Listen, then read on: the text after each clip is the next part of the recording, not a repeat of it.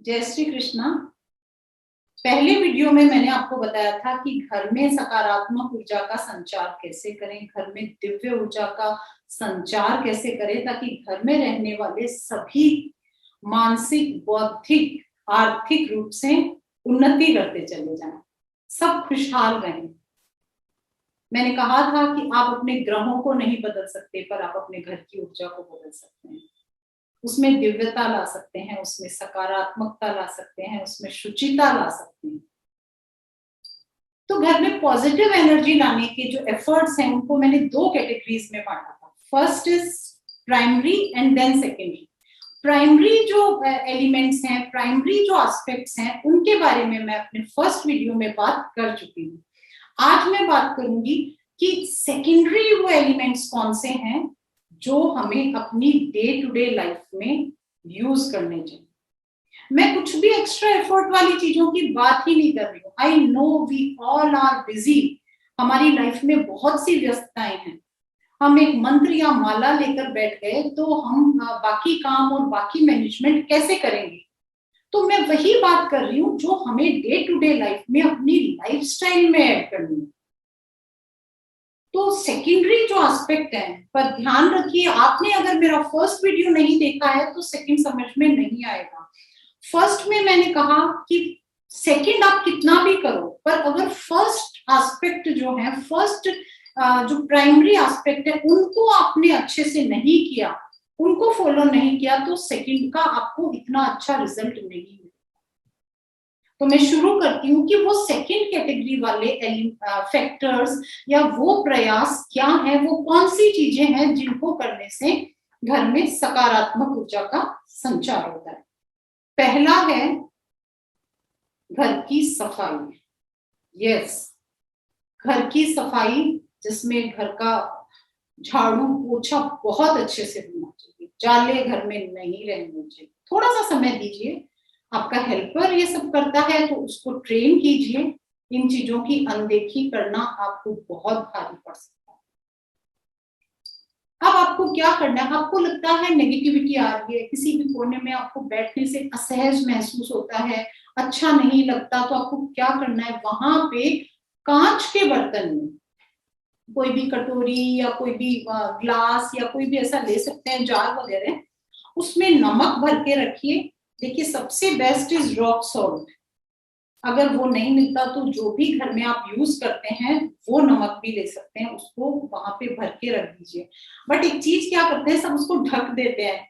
Please उसको ढके नहीं, उसकी जगह आप नमक भी रखें, रॉ क्रिस्टल भी रख सकते हैं, वो भी अच्छा रहता है। यानी ये चीजें नेगेटिविटी को खींचती हैं, इसलिए ये आप बाथरूम में आपको रखना ही रखना है, सिंक के पास आपको रखना ही रखना है, और डस्टबिन वगैरह जहां रख रहे हो उसके पास रखना ही है। इसके अलावा घर का कोई भी कोना अगर आपको लगता है आपको पॉजिटिव वाइब्रेशन नहीं दे रहा है, पॉजिटिविटी नहीं दे रहा है, तो वहां भी आप इसे रख दीजिए।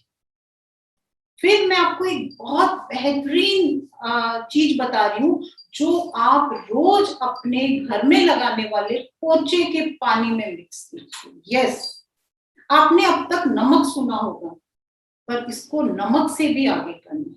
आप नमक, फिटकड़ी एंड मीठा soda, again I am repeating, नमक, फिटकड़ी एंड मीठा सोडा, इन तीनों को मिक्स करके कांच के जार में रख दीजिए। एवरीडे जब आपके घर में पोछा लगता है तो जैसे आप फिनाइल वगैरह, लाइजोल वगैरह यूज करते हैं, वैसे की वैसे इसे यूज कीजिए। और आप मेरी बात मानिए, इससे आपके कुछ ही दिनों में घर में पॉजिटिविटी लगने लग जाए। आप प्राइमरी एस्पेक्ट पे तो ध्यान दे रहे हो, उसके बाद ये भी कर रहे हो, तो निश्चित रूप से आपको बहुत पॉजिटिव रिजल्ट्स मिलेंगे। फिर दूसरी चीज, पहला नमक मैंने बताया, नमक का पोचा बताया, नमक का नहीं, नमक में के साथ दो चीजें और मिक्स करना बताया। फिर आपको कपूर, कपूर क्या होता है, डिब्बी में लाके कपूर रख दिया, एक कपूर का पैकेट भी आया है, ऐसा नहीं करना है।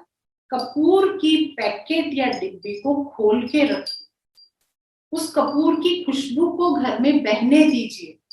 उसका संचार घर में होने दीजिए, उसको घर की नेगेटिव ऊर्जा को सोखने दीजिए। आपने उसको डिब्बे में बंद करके रखा है तो फिर क्या यूज हुआ है? पूजा की उस वक्त आपने काम ले लिया। ऐसा नहीं करना है, आपको उसको खोल के रखना है। चप्पल जूते घर के एंट्रेंस के सामने नहीं रखने हैं। कोशिश करें कि आप चप्पल जूते घर में ही ना लाएं, पर अगर आपकी बहुत पुरानी आदतें बन चुकी हैं तो घर की चप्पल और बाहर की चप्पल अलग रखिए। घर के एंट्रेंस के सामने आपके चप्पल जूते नहीं दिखने चाहिए। चप्पल के साथ जो नीचे गंदगी लगी हुई है वो आपके घर में प्रवेश करेगी, उसको वहीं रोक दीजिए। कुछ नया नहीं करना है, बस एक आदत में बदलाव करना है। तीसरी चीज, घर में ओम की ध्वनि का ऑडियो लगा दीजिए। यूट्यूब पे भी है, आप पेन ड्राइव में कैसे भी लगाते हैं। Why I am suggesting Om? Because Om एक यूनिवर्सल साउंड है, किसी को भी ऑब्जेक्शन नहीं हो सकता इससे। और इससे भी ज्यादा आप करना चाहते हैं तो एक हनुमान जी का मंत्र है, वो घर की पॉजिटिव एनर्जी को क्लियर एनहेंस करने के लिए बहुत अच्छा है। नेगेटिव एनर्जी को क्लीन करने के लिए ओम हनुमंते नमः बहुत ही अच्छा मंत्र है। मैं इस वीडियो के साथ ही वो लिंक शेयर कर दूंगी। वो मंत्र, वो ध्वनि पूरे घर में वाइब्रेट होने दीजिए। आप कुछ दिन करिए तो सही ये उपाय। तीसरा, पहला नमक रखिए, रॉक सॉल्ट रखिए, क्रिस्टल रॉक क्रिस्टल रखिए। दूसरा, आप नमक, मीठा सोडा और फिटकरी के पाउडर तीनों को मिक्स करके पोछा लगाइए। चप्पल जूतों के नीचे की नेगेटिव एनर्जी घर में नहीं आनी चाहिए।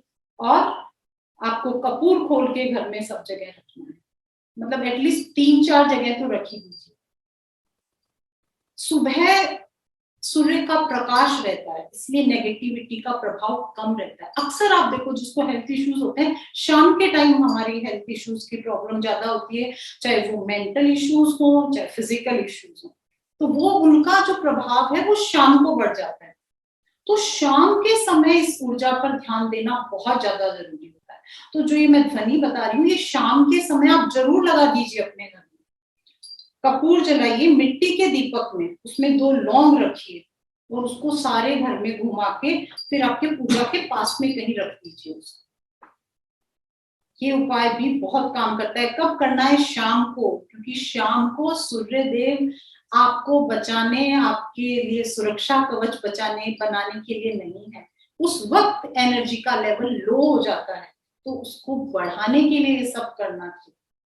संध्या वंदना सही समय पर करिए, घी का दीपक जलाइए उस समय पे आप, और गूगल का धूप करिए।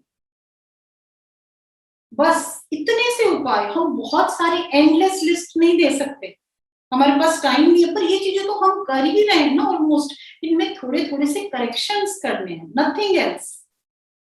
तो ये करेक्शन करके आप सोचिए आप अपने जीवन को कितना खुशहाल बना सकते हैं। यहाँ तर्क मत लगाइए, यहाँ श्रद्धा से काम लीजिए।